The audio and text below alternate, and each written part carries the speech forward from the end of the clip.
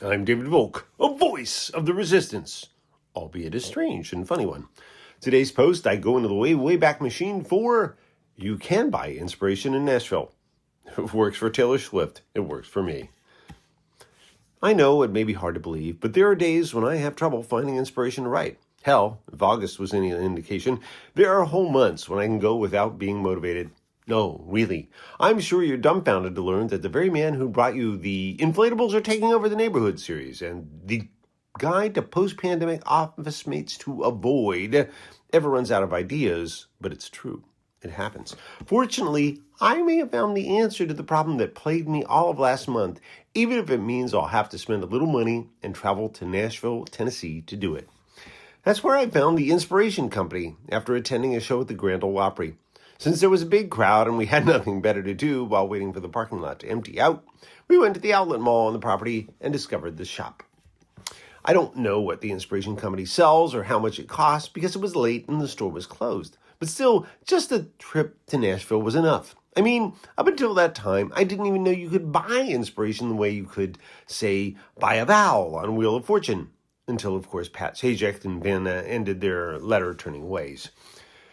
As it turns out, there's a lot I didn't know. For example, up until I went to Nashville, I thought Goo Goo was just something a baby said, not something to eat. Turns out it's the name of a candy bar, the Goo Goo Cluster. I also thought that chicken was something you ate either fried, baked, or as part of a casserole or other dish. But apparently, you can turn it into candy, as we saw at the Goo Goo Cluster Company, where they had a red-hot chicken truffle. Don't know why. In addition, I was also under the mistaken impression that donuts were either fried or, if you are particularly perverse, baked. But I was wrong. It seems they can also come from a still in a hall where food is assembled. Shows what little I know. And even Nashville grocery stores have your back. When you're standing around looking for inspiration on what to eat, there's somebody there to give you a handy suggestion. Or is it an order? I'm not really sure, but I did see a big display with a bunch of packages that said, "Eat your corn." I'm not quite sure what to do with that.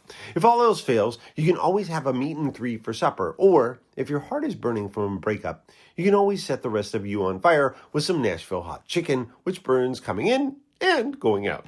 As it turns out, Nashville is a place you can come to for answers, even if you didn't know you had questions.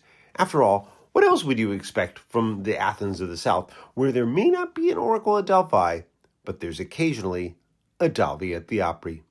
I've been David Volk, a voice of the resistance, albeit a strange and musical one.